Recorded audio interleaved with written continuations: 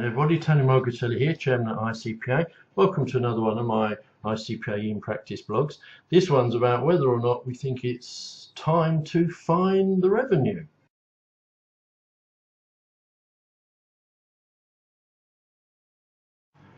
Just recently we've had the situation where something approaching 12,500 employers were sent late filing penalty notices to the effect that they had failed to file their PAYE returns on time, when in fact they had filed them perfectly adequately on time and there was no late filing. Now, HMRC, having grasped the nettle, decide what is the correct attitude to approach here. The answer is, we'll put out an apology. And quite rightly, they've apologised profusely for getting this wrong. But is that sufficient?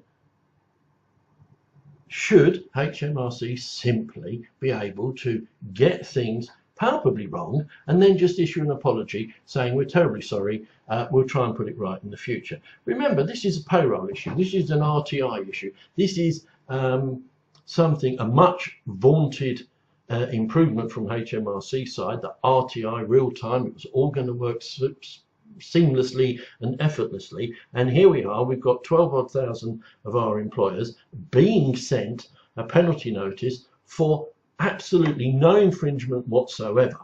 And I'm sure every single one of those and their advisors are really pleased that they did get, in fact, an apology. But I don't believe they got an individual apology. I think it's just a standard apology. Is this enough? Actually, I think no, it isn't enough.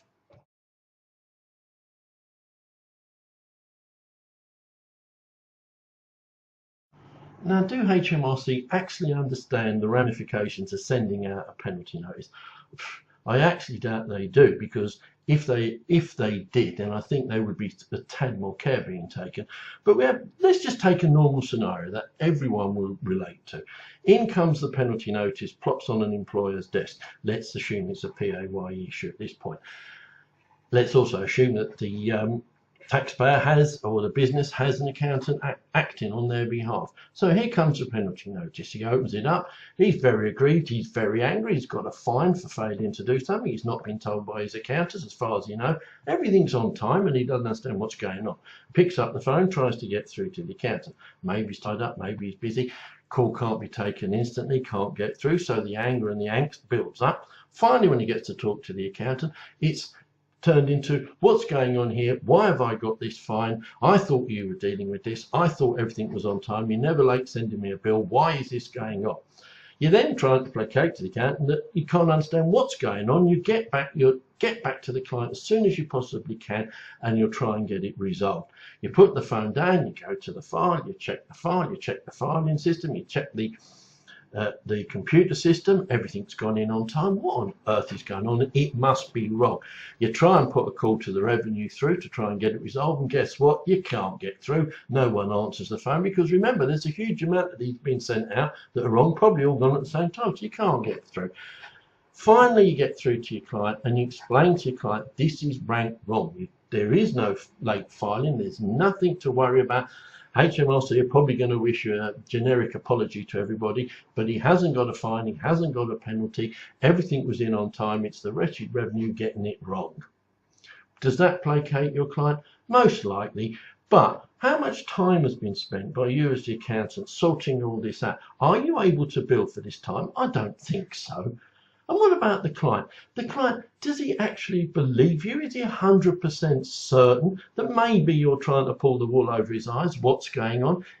I don't know. We don't know what goes on inside clients' minds.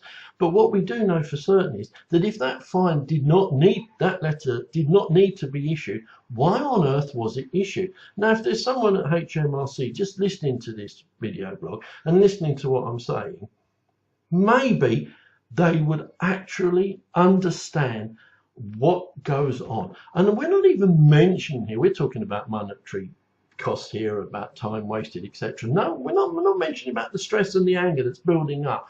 And these are things that are recognised now across the board, that this is all bad for you. This is the stress and the anger that's been put upon taxpayers and accountants. Why? Because somebody didn't either check the system worked correctly before these were sent, or check what was being sent.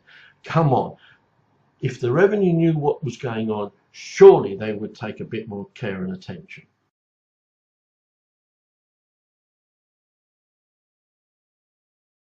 So what is it now that HMRC are actually proposing to help ease their admin burdens? Now let's remember that it's their admin burdens they're talking about here. Well, actually they're proposing that to ease their burdens, when it's time to issue a notice of coding, they're not necessarily going to send them out straight away. They would like to be able to hold them for up to 30 days. Why? They want to hold them for 30 days. Why? Because they've recognised that, straight enough, when they send out a number of notices of coding, people either A, don't understand them, or are uncertain as to whether they believe what's on there, or can obviously see their rank wrong in the first place, and they're not on the phone to say, why have you sent me this? This is wrong, or what does it mean? Can you explain it, etc., which puts some pressure on HMRC. Oh dear me. But HMRC don't want to have that pressure. They say to help ease our problems so that when we ring we can get through, etc., they would like to phase them in and send them out at a later stage, holding on to them for upwards of 30 days. Is this easing our problem? No, I think it's easing theirs. And really, should an arm of our government be doing this? Surely. They're the ones who are cutting all the inquiry centres. They're the ones who are getting rid of all the staff because of all this wonderful computerisation.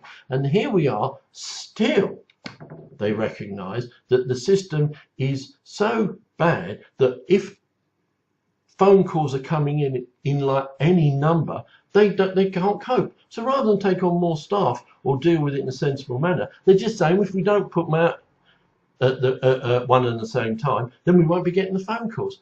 Really, this is just, it's beginning to get a bit silly, isn't it, everyone?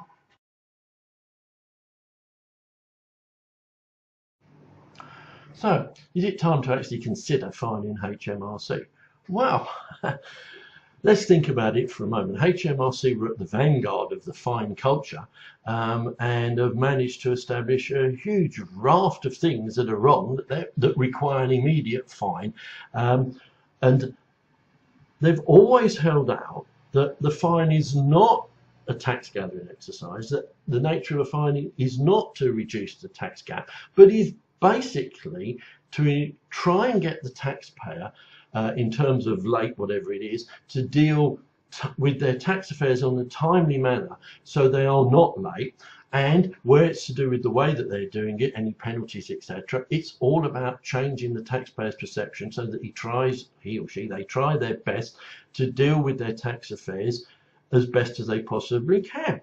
Now, if we put the reverse on that and start talking about HMRC, surely if we would like HMRC to get better, and we have tried, haven't we, being nice and doing the honourable thing and talking about it at working together and at various other talking shops. We've done all of this. We've sat back. We've watched while the inquiry centres have gone. We've watched while the computerisation gathers momentum, and there's even more of it to come, as we know, with IDA, etc., etc. But yet, HMRC, being leaner and meaner and thinner, are still making horrendous mistakes. Horrendous. If they were fined £100 for every single one of those late penalty notices that were incorrectly issued, I think maybe someone in authority would have turned around and said, we better put a stop to this.